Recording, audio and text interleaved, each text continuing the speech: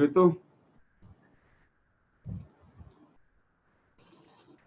Sir मैं भी call करती हूँ।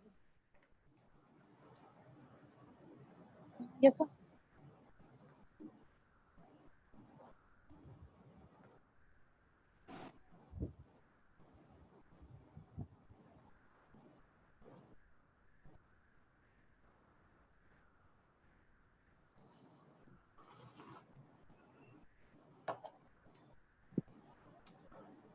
So we are already live in Madtalk.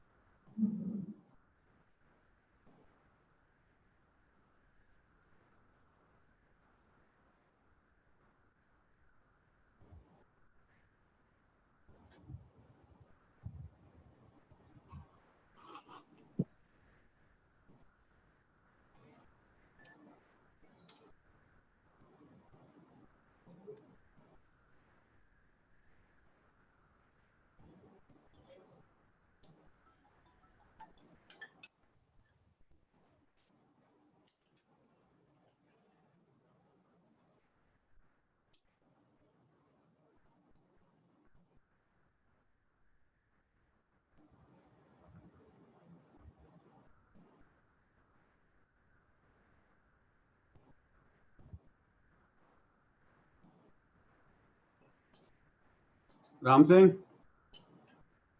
Ram Singh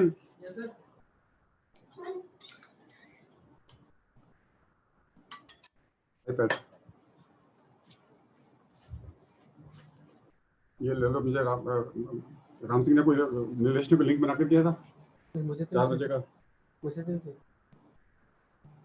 Nilesh से बात करो। हेलो सर, 4 बजे का लिंक यही है।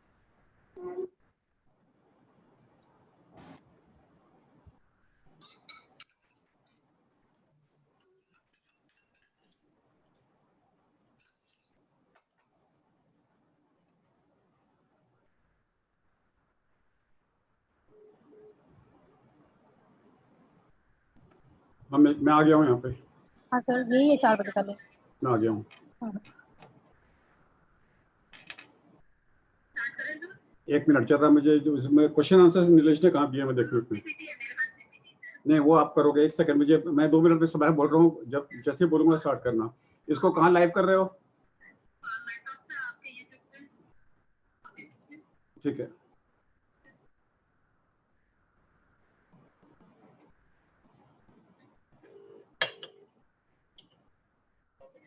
वो क्वेश्चन आंसर्स का है। क्वेश्चन आंसर्स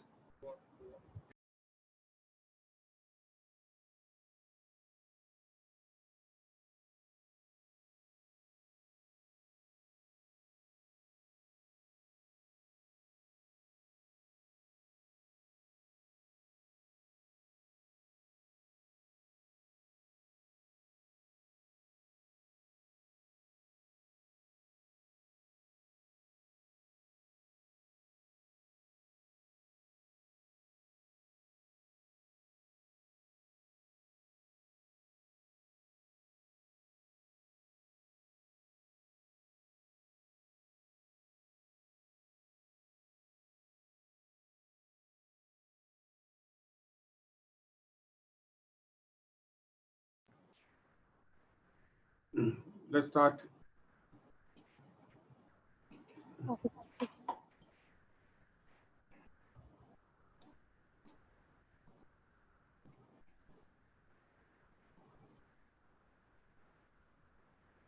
नमस्कार।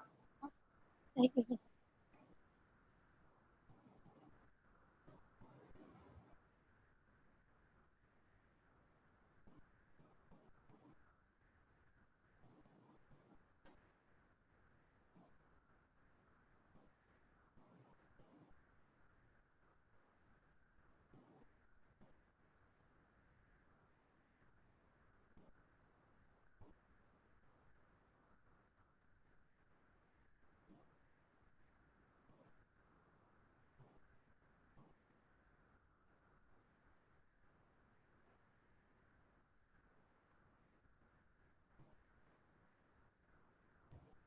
Should I start?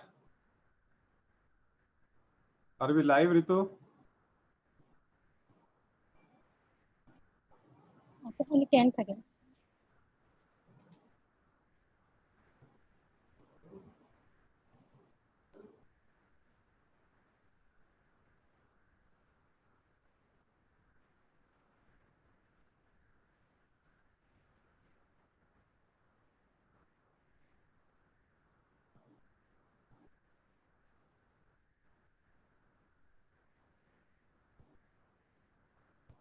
We are live, sir. Namaskar, greetings from HeartCare Foundation of India, IJCP and MedTalks Group. मैं हूं डॉक्टर के अग्रवाल। आप देख रहे हैं एक और education programme, and that will be on monsoon fever. Can I have the slides? We talk about monsoon fevers, वर्षा ऋतु। आयुर्वेद वाले इसको वात डिसऑर्डर्स बोलते हैं कि वर्षा ऋतु में वात बढ़ जाता है, मूवमेंट्स बढ़ जाती हैं। मॉडर्न मेडिसिन के अंदर हम बोलते हैं कि डिफरेंट टाइप के फीवर्स आते हैं। इससे पहले कि मैं वर्षा ऋतु की तरफ जाऊं, दो अच्छे गाने याद आते हैं। सावन का महीना पवन करे शोर, अरे बाबा शोर नहीं शोर। तो सावन के महीने में बाहर आंधी आती है तो मेरे मन में भी आंधी आती है। यानी कि सावन के महीने में एंजाइटी ज्यादा होती है। सावन के महीने में आपका ब्लड प्रेशर ऊपर नीचे हो सकता है, आपकी पल्स ऊपर नीचे हो सकती है। यानी कि जितने भी डिसऑर्डर्स हैं माइंड के, सावन के महीने में ज्यादा होते हैं। मेरे नैना सावन भादो फिर भी मेरा मन प्यासा। सावन और भादो में हमारी डिजायर्स फुलफिल नहीं होती। शायद सावन और भादो में हमारी डिजायर्स पूरी नहीं होती, इसलिए सावन और भादो में मेंटल डिसऑर्डर्स ज्यादा होते हैं। इसका मतलब है कि अगर आपको मानसून डिसऑर्डर्स हो रहे हैं और मानसून में फीवर है तो लोग इरिटेबल ज्यादा होंगे। तो हमें ये नहीं सोच लेना चाहिए कि ब्रेन की बीमारी हो गई है, बिकॉज सावन के महीने में ये नॉर्मल है। सावन के महीने में वर्षा ऋतु होने से सारे कीड़े मकोड़े सरफेस के ऊपर आ जाते हैं, जिसके कारण से वो सारी सब्जियां जो सरफेस पे होती हैं, वो सारी सब्जियां जो सरफेस पे होती हैं उसे हम नहीं खाते। इसलिए कहते हैं सावन में साग नहीं, भादों में दही नहीं। तो सावन में साग नहीं, भादों में दही नहीं। अभी भादो चल रहा है, सावन जस्ट खत्म हुआ है हमारे यहाँ पे। लेकिन सावन भादों में वर्षा ऋतु में बुखार भी बहुत आते हैं। इन्हीं बुखार की हम बातचीत करने की कोशिश करेंगे आप लोगों के साथ में, कि सावन के महीने में वर्षा ऋतु में बुखार बहुत सारे आते हैं। पानी के द्वारा, महाराष्ट्र में रैट से होने वाली लेप्टोस्पायरोसिस पानी से आती है। आप पानी में भीग गए तो वायरल डिसऑर्डर हो गया। लोग अक्सर कहते हैं पानी में भीग गया था इसलिए बुखार आ गया। कोविड-19 पहले ही फैला हुआ है, और अगर मच्छर आ गए जो कि पानी में पनपेंगे तो मलेरिया आएगा, चिकनगुनिया आएगा, डेंगू आएगा। बहुत सारे वायरसेस आपको मानसून में मिलेंगे। आज उन्हीं के बारे में बातचीत करेंगे कि मानसून के सीजन में हम बुखार को कैसे हैंडल करें। First slide please. Most of the time monsoon fever can be misleading. Most of the time monsoon fever can be misleading. Next slide please. कौन कौन सी ऐसी बीमारियां हैं जो मानसून में आ सकती हैं? सिंपल वायरल फीवर, बट आज की डेट में तो कोविड-19, डेंगू का बुखार, मलेरिया का बुखार, टाइफाइड का बुखार, चिकनगुनिया का फीवर, सीजनल फ्लू, लेप्टोस्पायरोसिस। अब इस प्रोग्राम के खत्म होते होते हमें बिना जांच के सबसे पहले डायग्नोसिस करनी है, क्योंकि अगर जांच का अगर आप इंतजार करोगे तो तब तक तो ट्रीटमेंट डिले हो जाएगा। सो हमें जांच का बिना इंतजार किए क्लिनिकली पहले सोचना है कि हमारे को बीमारी कौन सी है। Next slide please. The symptoms of most common diseases may be sometimes difficult, लेकिन जो मैं आज सिखाने जा रहा हूं उससे तो आपको पकड़ना है क्लिनिकली, लेकिन माइनर डिफरेंसेस होंगे हर एक के अंदर में। So therefore it is very important to go these minor symptoms. Of course blood test will be required, अगर जरूरत होगी तो ब्लड टेस्ट की जरूरत होगी। Next slide.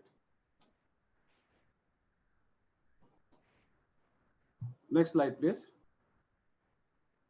So let's talk about viral fever, dengue fever, malaria fever, typhoid fever, chikungunya fever, seasonal influenza and leptospirosis। तो सबसे पहले हम लेंगे डेंगी। डेंगी का जो बुखार है वो हमेशा आंखों के नीचे दर्द होगा। आदमी बोलेगा कि मेरे को यहां दर्द हो रहा है, that will be peri orbital pain. Dengue में हमेशा पेरी ऑर्बिटल पेन होगा। बाकी बुखार आएगा, बुखार के साथ में आपको जोड़ों में दर्द भी हो सकता है, रैश भी हो सकता है। जोड़ों में अगर दर्द हो रहा है तो कोरोना रूल आउट हो गया। अगर पेरी ऑर्बिटल पेन है तो कोरोना रूल आउट हो गया। कोरोना का जो हेडेक है वो यहां पर होगा। आदमी बोलेगा मुझे दबाने को लग रहा है, इंटेंस होगा। एक साइड पे भी हो सकता है, दो साइड पे भी हो सकता है कोरोना का दर्द। सो डेंगी वाला पेशेंट क्या बोलेगा कि मेरे को बुखार है हाई ग्रेड। कोरोना का बुखार 100 से कम होगा, डेंगी का बुखार 100 से ज्यादा होगा।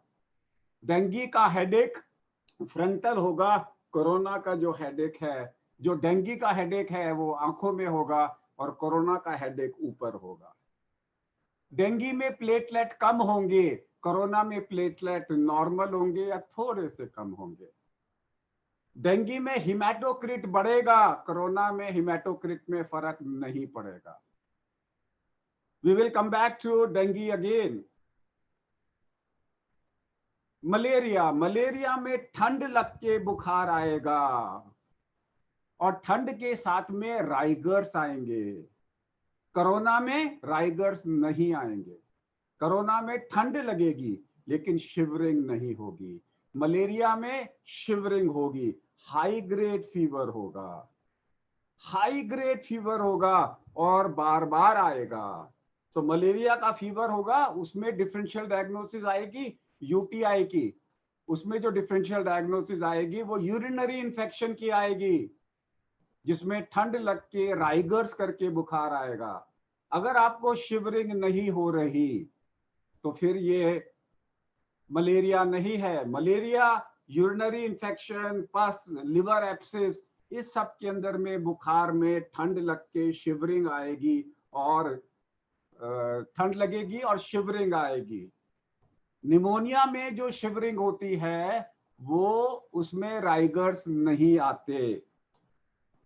टाइफाइड का जो बुखार है उसमें थोड़ा सा डायरिया हो सकता है, थोड़ी सी खांसी हो सकती है, लेकिन ये बुखार ज्यादा होगा, लंबा होगा, टूटेगा नहीं। स्टेप लैडर होगा, ये बुखार बढ़ता जाएगा। कोरोना के अंदर में भी खांसी हो सकती है, लूज मोशन हो सकता है, बुखार हो सकता है, लेकिन वो बुखार 100 डिग्री से कम होगा। टाइफाइड तो दूर से देखते ही आप बोलोगे यू आर लुकिंग सिक, लगता है तेरे को टाइफाइड हो गया। चिकनगुनिया का तो सबसे सिंपल है। इसमें जो जोड़ों का दर्द है, आदमी ऐसे बैठेगा कि मेरे को ऐसे करने से आराम मिल रहा है। चिकनगुनिया का जो पेशेंट आपके पास आएगा वो ऐसे आएगा कि मेरे को बुखार हो रहा है और दर्द हो रहा है। वो इस तरीके से आएगा क्योंकि घुटनों को मोड़ने से और हाथों को मोड़ने से उसको आराम मिलेगा। सो बड़ा आसान है। चिकनगुनिया तो कभी आप मिस ही नहीं करोगे। टेस्ट का तो जरूरत बाद में आएगा, सीजनल इन्फ्लुएंजा, आज की डेट में इन्फ्लुएंजा एंड कोरोना, अभी आज की डेट में कोरोना फैला हुआ है तो हर इन्फ्लुएंजा को हम कोरोना की तरह टेस्ट कराएंगे। Leptospirosis, red eyes. लेप्टोस्पायरोसिस में क्या होगा? High fever. अगेन, अब रेड आई जो है कोरोना में भी होती है लेकिन लेफ्ट आई होती है। कोरोना में हमेशा लेफ्ट आई इन्वॉल्वमेंट मिलेगी, रेड। लेप्टोस्पायरोसिस में दोनों मिल सकती हैं। लेप्टोस्पायरोसिस में हाई फीवर होगा, ब्लीडिंग होगी, मसल पेन होगा, वॉमिटिंग होगा, लेकिन रेड आईज होंगी। और साथ में लेप्टोस्पायरोसिस में जॉन्डिस भी हो सकता है, जो कि आपको कोरोना में नहीं दिखाई देगा। अब देखिए कितना आसान है। एक पेशेंट आया बुखार के साथ में, वो कहता है मेरे को बुखार हो रहा है। आप बोलेंगे कि कब से हो रहा है? बोला 2 दिन से हो रहा है। पहले पूछेंगे ठंड लग रही है कि नहीं? बोले लग रही है। बोलेंगे राइगर्स? बोले हाँ खूब सारी, मेरे को शिवरिंग हो रही है। अच्छा पेशाब में जलन तो नहीं है? नहीं जी पेशाब में जलन तो नहीं है। मलेरिया चेक कराओगे। वो बोलेगा खूब पेशाब में जलन हो रही है तो यूरिनरी ट्रैक्ट कराओगे।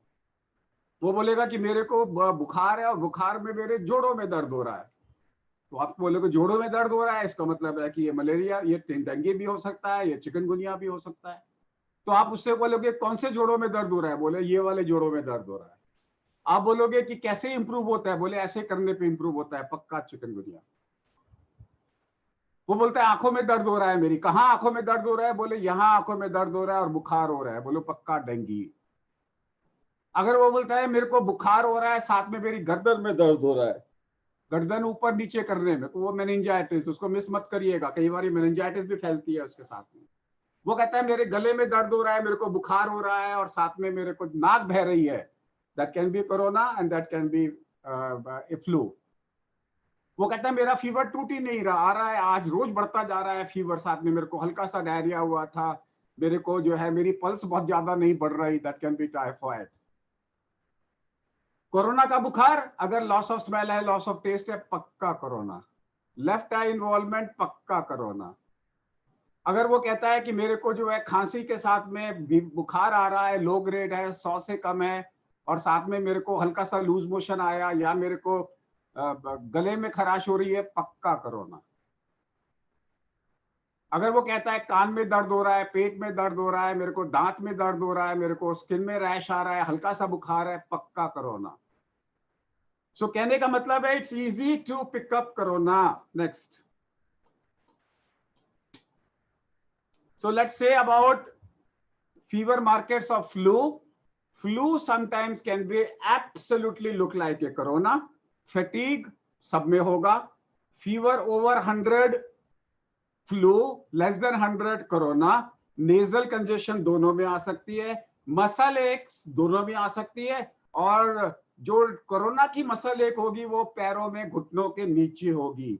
चिल्स एंड स्वेट्स दोनों में आ सकता है, हेडेक दोनों में आ सकता है, एंड ड्राई परसिस्टेंट कफ दोनों में आ सकती है, सोर थ्रोट दोनों में आ सकता है। नेक्स्ट, मलेरिया के लिए fever with chills and rigors, high fever, sweating, headache, nausea, vomiting, muscle pain. कोई डिफरेंशिएशन में आसान नहीं होगा, लेकिन राइगर्स आएंगे, शिवरिंग होगी, मलेरिया में शिवरिंग होगी, बाकी सारे टेस्ट वही हो सकते हैं। और जैसे ही मलेरिया टेस्ट कराओगे वो पॉजिटिव आ जाएगा। रैपिड मलेरिया टेस्ट तो गवर्नमेंट सबका फ्री कर रही है, आपको कोई दिक्कत ही नहीं है। गवर्नमेंट तो कहती है हर फीवर में मलेरिया का टेस्ट करवा लो। Next,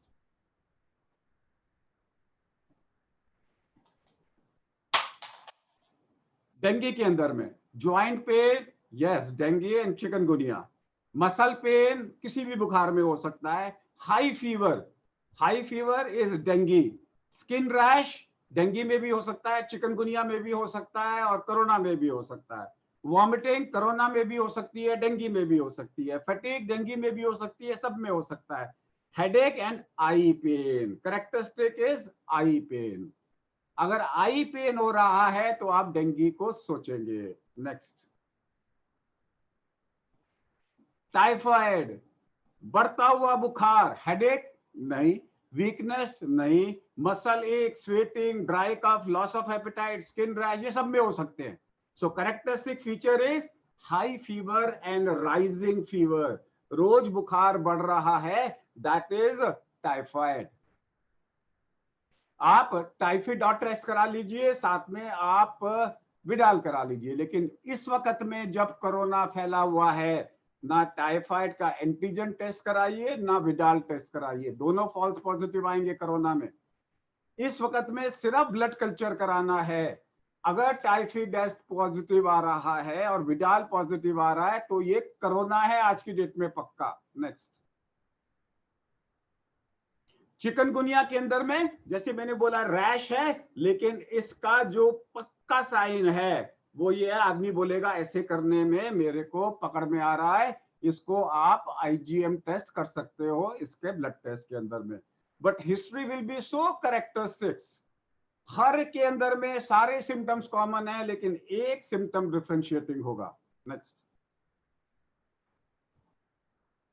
leptospirosis, yes you can go for a blood test for leptospirosis, लेकिन याद रखिए स्किन रेड है और साथ में जॉन्डिस हो सकता है। नेक्स्ट, सबसे इंपॉर्टेंट है कि आपको न्यूट्रिशन देखना है फीवर के लिए।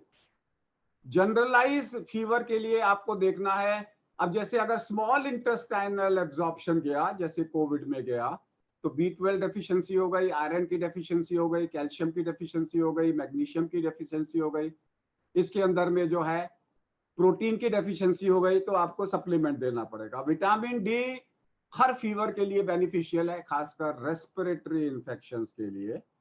आपको खाना वो लेना है जो नॉन इन्फ्लेमेटरी हो, बिकॉज फीवर बेसिकली मीन्स हमारी बॉडी के अंदर में हीट प्रोड्यूस हो रही है।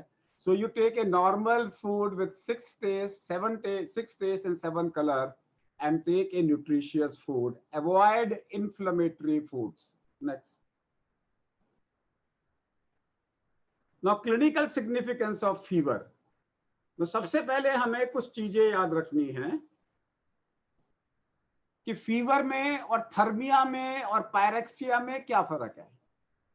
पायरेक्सिया मतलब है कि हमारे बॉडी के अंदर में कोई ऑर्गेनिज्म है जो फीवर कर रहा है। Low grade TB, high grade bacteria, virus, parasite, उसे बोलते हैं pyrexia.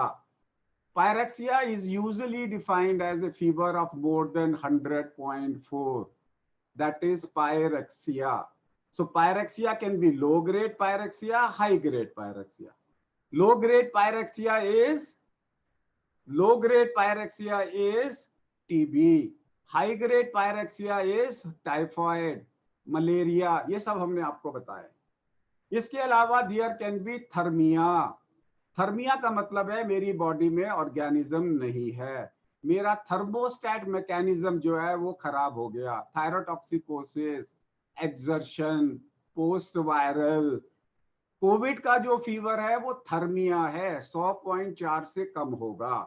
Low grade thermia is dengue, high grade thermia is hyperthermia, fever with because of temperature, because of heat. गर्मी के से होने वाली बुखारी जिसे हम बोलते हैं heat stroke is not pyrexia, is thermia. So dengue का जो है वो लो ग्रेड थर्मिया है, बाकी के जो फीवर होते हैं वो लो ग्रेड फीवर टीबी का, हाई ग्रेड पायरेक्सिया जो होगा वो बाकी कंडीशंस के अंदर में होगा। याद रखिए बुखार अगर 104 से ज्यादा है, बहुत इंपॉर्टेंट है 104 से ज्यादा का बुखार, क्योंकि अगर वो हाइपर पायरेक्सिया है तो दवाइयां काम करेंगी, अगर हाइपरथर्मिया है तो सिर्फ ठंडे पानी की पट्टियां काम करेंगी, पानी के अंदर में उसको लिटा दो, बिठा दो, नल के नीचे बिठा दो। अगर हाइपर ऑन द कॉन्ट्रारी जो इन्फ्लेमेशन वाले फीवर हैं, अब कोरोना वाला जो फीवर है वो पैरासिटामोल को काम नहीं कर रहा। कोरोना वाले फीवर में सिर्फ nimesulide, mefenamic acid, indomethacin and naprosyn काम कर रही है। ज्यादातर टाइम पे लोग बोलेंगे कि हम पैरासिटामोल खा रहे हैं, हमें फर्क नहीं पड़ रहा उसके साथ में। तो याद रखिए कि हमारे पास में जब भी पेशेंट को फीवर होगा, और एक और चीज याद रखिए, बड़ा अच्छा फॉर्मूला है, सर गरम, सर ठंडा, पेट नरम, पैर गरम, सबसे पहले बुखार माथे पे आएगा। सर हमेशा ठंडा होना चाहिए, अगर गर्म है तो फीवर है। पैर हमेशा गर्म होने चाहिए, अगर ठंडे हैं तो हाइपोथर्मिया। पेट हमेशा नरम होना चाहिए, टाइट है तो पेरोटिनाइटिस। तो सर ठंडा, पेट नरम, पैर गर्म हमेशा होने चाहिए। जनरल फॉर्मूला है लोगों को याद करने के लिए। अगर आपका बॉडी टेम्परेचर लो हो रहा है वो भी डेंजरस है।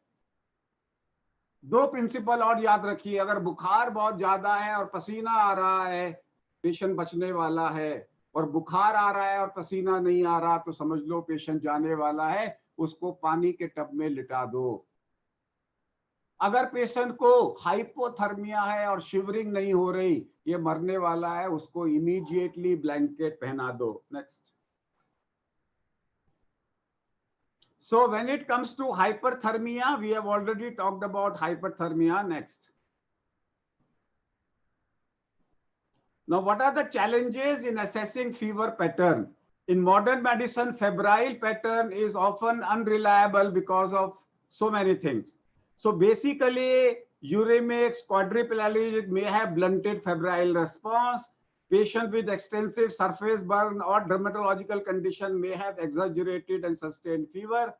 Forget about it. General practice, forget about it. These are rare situations. आपको याद करने की जरूरत नहीं है, लेकिन याद रखिए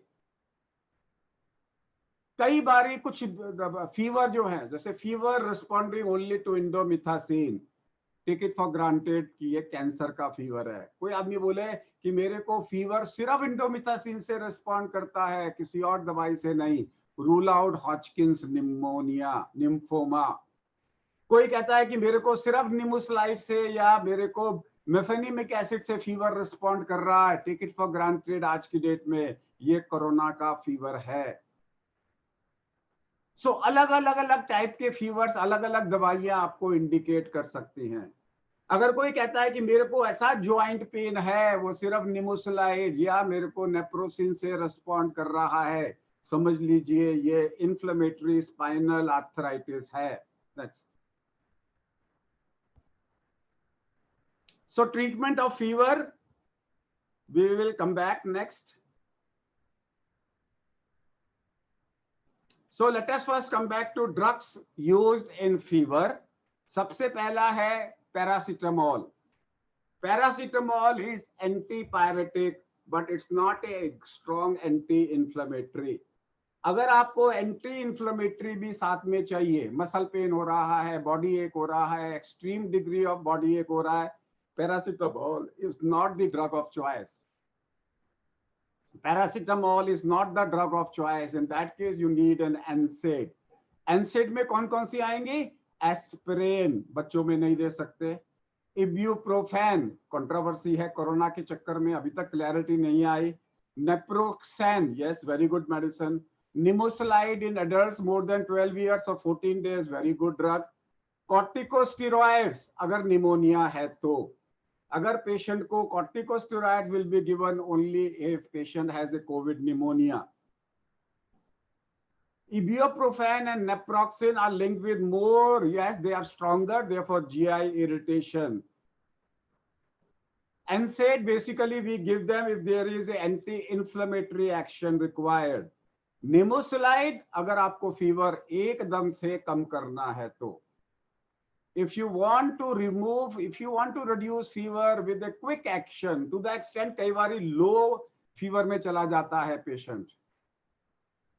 और एक चीज तो हमने नोट करी है कि अगर निमोसलाइड दिया और फीवर लो हो गया तो समझ लो टाइफाइड हो सकता है, ये ऑब्जर्वेशन है, इसमें कोई एविडेंस नहीं है हमारे पास में कि टाइफाइड में अगर आपने निमोसलाइड की एक गोली दे दी तो एकदम से फीवर ऐसा उतरता है कि लो चला जाता है.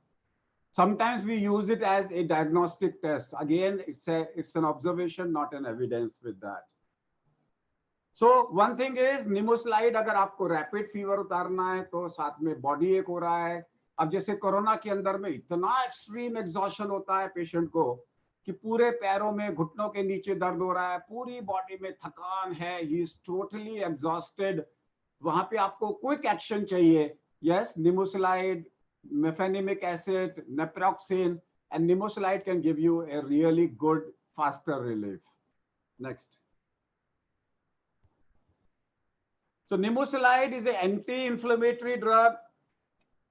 15 मिनट में इसका एक्शन आ जाता है, 12 घंटे तक असर रहता है, अल्सर्स कम होते हैं, कार्डियक टॉक्सिसिटी नहीं होती, अस्थमा कम होता है, जीआई साइड इफेक्ट्स नहीं होते हैं. रेस्पिरेटरी इलनेस के अंदर में इसको आराम से दिया जा सकता है. जो हार्ट के पेशेंट्स हैं, लो डोज एस्पिरिन ले रहे हैं, उनको भी दिया जा सकता है उसके साथ में. तो इसलिए 100 मिलीग्राम सवेरे, 100 मिलीग्राम शाम आपको दे सकते हैं. तो options are nimesulide, naproxen, and you have mefenamic acid and indomethacin. Next try. So if I have to summarize the whole thing, let me go one by one. Malaria, full treatment of malaria.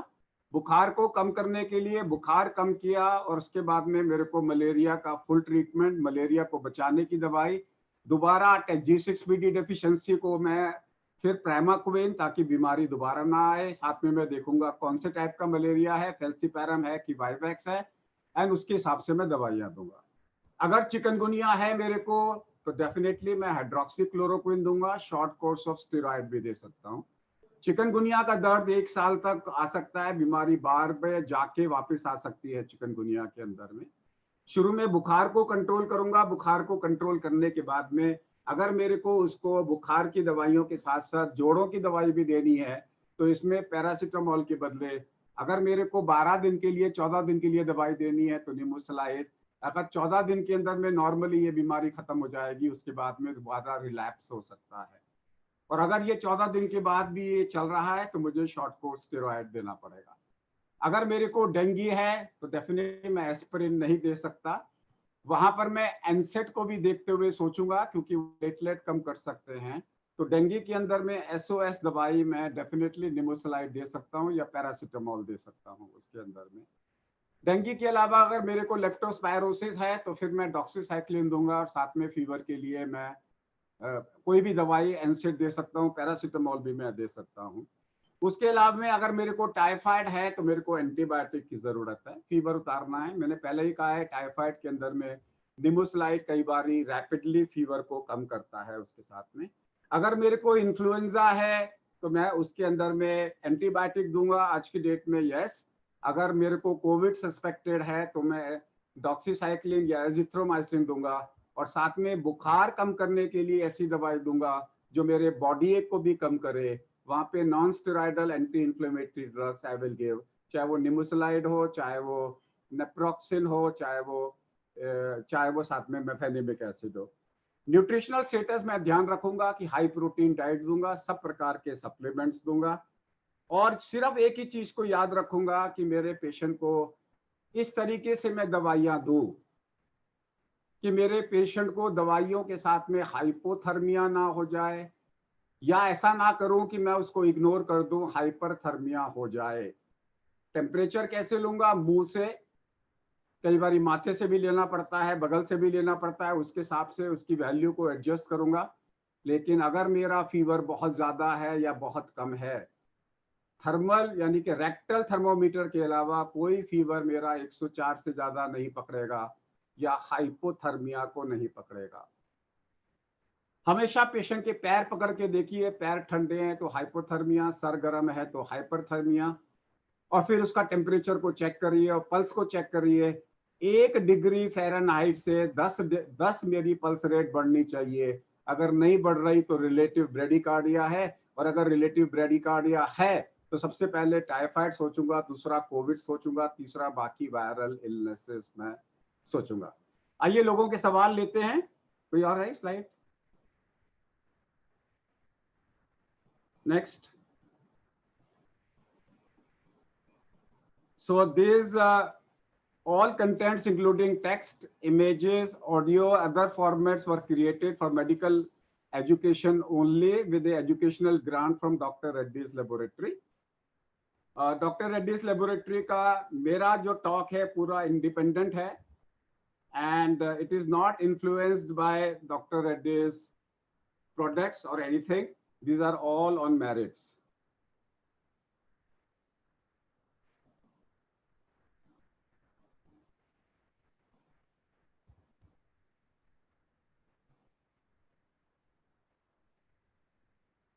Paracetamol कब कब देनी चाहिए? It's a good medicine, but it is anti fever, it is a very very weak anti inflammatory drug. आज की date में paracetamol is a weak antibiotic drug, weak anti fever drug.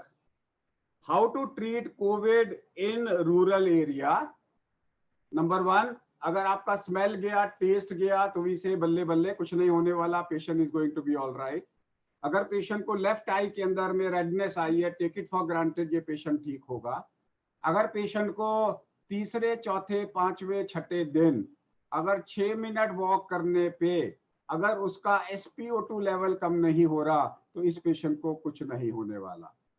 अगर एक patient को रूरल एरिया में तीसरे, चौथे, पांचवें, छठे दिन 6 मिनट चलने पे अगर उसका SpO2 लेवल 5 गिर जाता है, इमीडिएटली 6 मिलीग्राम डेक्सामेथासोन दे दोगे तो आदमी की जान बच सकती है. फॉर्मूला ऑफ 6 याद रखिए. 6 मिलीग्राम डेक्सामेथासोन अगर आपने दे दी एक पेशेंट को, जिसको 6 मिनट चलने के बाद में 5 लेवल SpO2 का कम हो जाता है, तो समझ लो उस पेशेंट को 6 मिलीग्राम डेक्सामेथासोन वही दे दोगे, और 6 मिलीग्राम डेक्सामेथासोन 10 दिन तक देते रहोगे, और फिर हायर सेंटर में बात करोगे कि मैंने डेक्सामेथासोन दे दी, अब क्या करूं. इससे आप एक रूरल एरिया में भी कोविड का इलाज कर सकते हो. एक बच्चा 2 साल का है, पहले काफी बुखार आया, फिर डायरिया हो गया, आराम नहीं हो रहा है.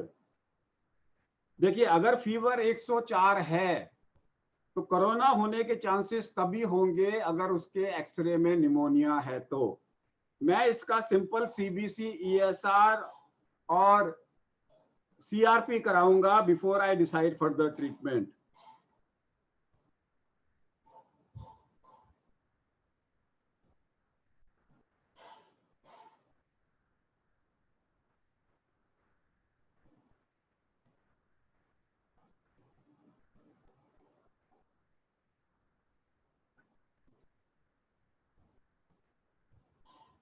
अगर पेशेंट को ब्लड प्रेशर है तो डेक्सामेथासोन कैसे देंगे?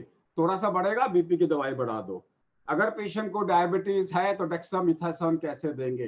तो उसको हम खाने से पहले, लंच, ब्रेकफास्ट और डिनर से पहले 1 मिलीग्राम रेपाग्लिनाइड की दवाई सबलिंगुअल दे देंगे, ताकि खाने के बाद का शुगर कंट्रोल हो जाए.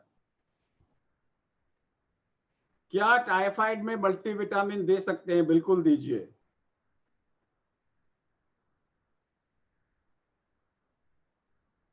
Please explain hydroxychloroquine. यस, अगर पेशेंट को इन्फ्लेमेशन है, 9 दिन पूरे हो गए और उसके स्टेरॉइड के बाद में भी ESR CRP नॉर्मल नहीं आया, तो आप इसको हाइड्रोक्सीक्लोरोक्विन दे सकते हैं.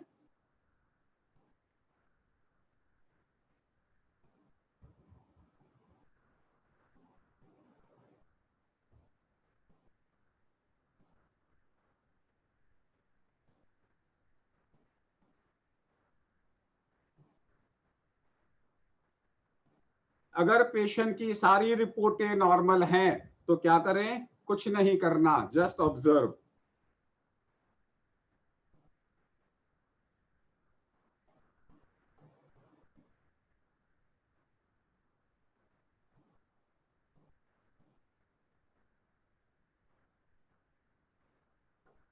अगर टेम्परेचर 104 से ज्यादा हो जाए तो क्या करें? इमीडिएटली उसको पानी में लिटा दो. क्या निम्बुसलाइड से किडनी खराब हो सकती है? बिल्कुल नहीं. How to control heart attack? Patient को इमीडिएटली वाटर सॉल्युबल डिस्प्रिन खिला दो और उसके बाद में उसको किसी सेंटर में भेजो.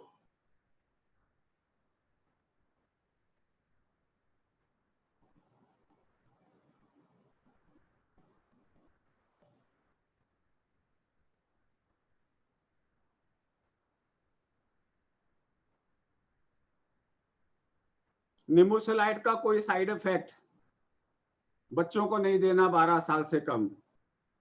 क्या फीवर कोई बीमारी है या अन्य बीमारी का कोई संकेत है? फीवर कोई बीमारी नहीं है।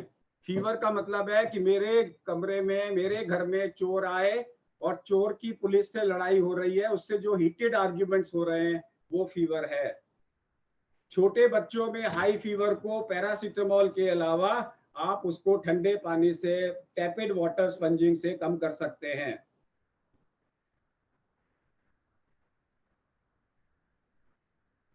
मॉनसून फीवर और कोरोना वाले फीवर में, कोरोना का बुखार हल्का होगा, एक्सर्शन पे होगा, लो ग्रेड होगा, 99 100 से कम होगा और चलने पे आएगा। आदमी बोलेगा सवेरे नहीं है, शाम को नहीं है, दोपहर में बुखार आता है, वो कोरोना का बुखार है।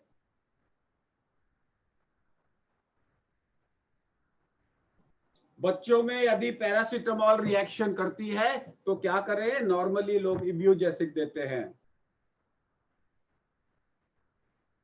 क्या बुखार में इंजेक्शन लगाना गलत है? इसमें कोई साइड इफेक्ट है? इट इज ऑलवेज बेटर कि आप इंजेक्शन ना लगाएं, क्योंकि अगर कोई रिएक्शन हो गया तो सारा ब्लेम हमारे पे आ जाएगा। क्लिनिकली वायरल फीवर और मलेरिया फीवर में कैसे डिफरेंशिएट करेंगे? मलेरिया फीवर में खूब ज्यादा ठंडी लगेगी।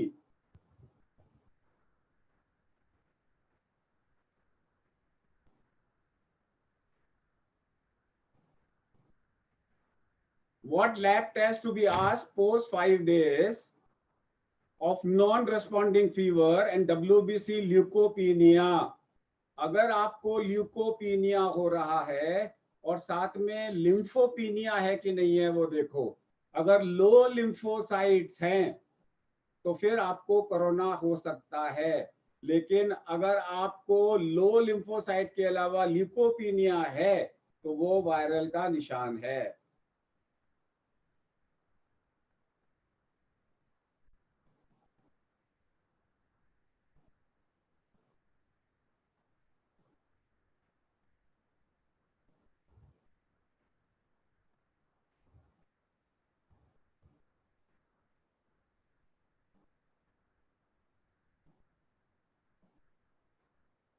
बाकी सब लोगों ने अपने सवाल वही पूछे हैं जो सेम सवाल आ रहे हैं। लेट मी रिवाइज कि मॉनसून में अगर आपके पास में कोई बुखार का पेशेंट आता है तो सबसे पहले उससे फोन पे बात करिए, क्योंकि आप कोविड-19 को देखना नहीं चाहते। तो ये सारी डायग्नोसिस आप फोन पे भी कर सकते हो। उसे बोलो व्हाट्सएप कॉल पे आ जाए। पेशेंट व्हाट्सएप कॉल के अंदर में आ गया तो आपने उससे पूछा व्हाट्सएप कॉल के साथ में कि क्या हो रहा है? वो कहेगा मेरे को लूज मोशन हो रहे हैं। तो आप क्या बोलोगे? गले में कुछ अटका हुआ तो नहीं है? बोले अटका हुआ है, पक्का कोविड है। वो बोलेगा कि मेरे को बुखार हो रहा है, ठंड लग रही है, खूब कपकपी लग रही है। अरे भाई पेशाब में तकलीफ तो नहीं है? नहीं है। भाई मलेरिया हो गया है तेरे को तो मलेरिया टेस्ट करा के आ। वो मलेरिया टेस्ट पॉजिटिव आएगा, दवाइयां दे दी। व्हाट्सएप में बोलोगे जोड़ों में दर्द हो रहा है, आप पूछोगे कहाँ जोड़ों में दर्द हो रहा है? वो बोला है कि मेरे को सारे घुटने में, हाथों में दर्द हो रहा है। तो आप बोलोगे कैसे इंप्रूवमेंट होती है? वो बोला ऐसे करने पे इंप्रूवमेंट होती है। बोले पक्का चिकनगुनिया है, दवाइयां लिखवा दीजिए उसको। वो बोलेगा कि मेरे को सोर थ्रोट हो रहा है और साथ में जोड़ों में दर्द हो रहा है, चेक कर लो, ऐसा तो नहीं है कि रूमेटिक फीवर और गले के अंदर में लाल हो। उसको बोलो दिखा अपना टॉर्च में दिखा। वो आपको व्हाट्सएप में टॉर्च में दिखा देगा। तो आप लोग रूरल एरिया में भी टेलीमेडिसिन से डायग्नोस कर सकते हैं कौन सा बुखार है। वो बोलेगा मेरा बुखार टूट ही नहीं रहा, 4 दिन हो गए, 5 दिन हो गए, हाई ग्रेड आ रहा है, रोज बढ़ता जा रहा है, पल्स मेरी नहीं बढ़ रही। बोले पक्का टाइफाइड है। बोले सामने आ जा। सामने वो जैसे ही आएगा आप बोलोगे तू तो टॉक्सिक लग रहा है, तेरे को तो टाइफाइड लग रहा है। आप बोलोगे ब्लड कल्चर करा ले। ये मत बोलना कि तू टाइफाइड डॉट करा ले या फिर विडाल करा ले, क्योंकि आजकल वो फॉल्स पॉजिटिव आ रहे हैं। आप बोलोगे कि तेरे को क्या हो रहा है? बोलेगा मेरे को रैश आ गया है स्किन के अंदर में, पूरी बॉडी के अंदर। बोले दिखा। बोले बुखार है, रैश है। आंख में दर्द तो नहीं है? बोला हाँ आंख में दर्द हो रहा है, प्लेटलेट काउंट करा ले, पता लगा डेंगू है। अगर डेंगू है तो फॉर्मूला ऑफ 20 याद रखिए डेंगू में, कि ऊपर का ब्लड प्रेशर नीचे से कम हो गया, दिल और नीचे की और पल्स रेट 20 से ज्यादा हो गई, ऊपर और नीचे का ब्लड प्रेशर अगर 20 से कम हो गया और 20 डिग्री अगर हिमेटोक्रिट बढ़ गया और 20,000 से कम रैपिडली प्लेटलेट कम हो गया, और या फिर आपने यहाँ पे उसको 5 मिनट के लिए बीपी इंस्ट्रूमेंट बांधा तो यहाँ पे 20 निशान आ गए पेटिकिए के, तो पक्का डेंगू है। उसको बोलो 20 ml फ्लूइड पर केजी के हिसाब से फटाफट पी ले, और तब तक पीता जा जब तक तेरे को हर 4 घंटे में पेशाब नहीं होता रहे। वो आदमी कभी भी नहीं मरेगा, वो ठीक हो जाएगा। तो डेंगू के अंदर में fluid management is the most important. तो आप रूरल एरिया के अंदर में भी घबराए ना। नंबर 1, अगर किसी को कोविड है तो 9 दिन के बाद में उससे आपको इन्फेक्शन नहीं होगा। तो वो सारे कोविड के मरीज जिनके 9 दिन पूरे हो गए उन्हें अपनी प्रैक्टिस में बुला लो, उनसे आपको इन्फेक्शन नहीं हो सकता। और अगर कोई ऐसा मरीज आपके पास आ जाता है जिसको कोविड के लक्षण है और आपने N95 मास्क पहन रखा है और उसने N95 मास्क पहन रखा है, तो 10 मिनट के अंदर में दवाई देके भेज दो। 10 मिनट में कोरोना नहीं हो सकता। तो अगर आपने रूरल एरिया में क्लिनिक चलाना है तो मरीज को बोलो लाइन से बाहर बैठे एक एक करके बुलाओ, सबको 5 मिनट 3 मिनट में देख के बाहर भेज दो। वो भी मास्क पहना है, आपको भी मास्क पहना है, आपको नहीं हो सकता। पहले ही फोन में आपने पता लगा लिया कि उसको क्या बीमारी है, क्या नहीं हो सकती है। उसके बाद में जैसे ही आप क्लिनिक में बनाते हो, अगर किसी का एंटीबॉडी टेस्ट पॉजिटिव है उससे आपको इन्फेक्शन नहीं हो सकता। अगर किसी को कोरोना के लक्षण हो चुके हैं उससे आपको इन्फेक्शन नहीं हो सकता। और अगर किसी के 9 दिन हो गए हैं तो उसको लक्षण नहीं हो सकते। और जिसको 9 दिन का नहीं होगा, सरकार ने पहले ही उसको अपने कमरे में बिठा रखा होगा। तो जब आप प्रैक्टिस कर रहे हो, जिनको बुखार है तो सबसे पहले सरकार उसको कोविड को रूल आउट करेगी। अगर कोविड मिलेगा तो सरकार अपने पास रखेगी, और 9 दिन के बाद जब आपको भेज देगी तो आप उसका इलाज करो। 9 दिन के बाद में 3 महीने तक वो रोज आएगा आपके पास में, क्योंकि उसको कोई ना कोई तकलीफ होगी। तो सारे लोग 9 दिन के बाद में 3 महीने तक अपना इलाज कर सकते हैं। इन लोगों को 3 महीने तक बार बार फीवर आएगा, बार बार आपको दिखाएंगे। उनको मत भेजो सरकार के पास में, बोलो 9 दिन के बाद में मैं देखूंगा। नहीं तो ये पेशेंट कभी आपके पास वापस नहीं आएंगे। हमेशा से आपने देखना है कि ये पेशेंट्स आपके पास में वापस आए। उसके लिए आप सब जगह लिखो कि मेरे पास में कोविड के लोगों की काउंसलिंग अवेलेबल है।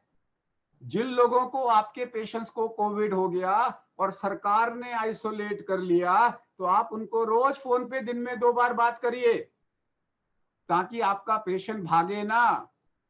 और उनको बोलिए जैसे ही 9 दिन हो जाएंगे मेरे पास आ जा, मैं इलाज करूंगा। This is called post Covid fever management. अभी मेरे पास में और कोई सवाल नहीं है। इतना ही आज के लिए जो मैं आपको बताना चाहता था कि फीवर से घबराएं ना। फीवर को आप पकड़ सकते हैं जल्दी। फीवर इस प्रोग्राम को, इस वीडियो को बार बार देखें, बार बार देखें इस वीडियो को। और जब भी कंफ्यूजन हो इस वीडियो को दोबारा देखें। इससे क्या होगा, आपका कंफ्यूजन दूर हो जाएगा, आपको कॉन्फिडेंस बिल्टअप होगा और आप अच्छे से इसका इलाज कर सकोगे। आप सब लोगों को मेरा प्रणाम, नमस्कार। ऐसे ही किसी और एक प्रोग्राम के साथ में आपसे फिर मुलाकात होगी। नमस्कार।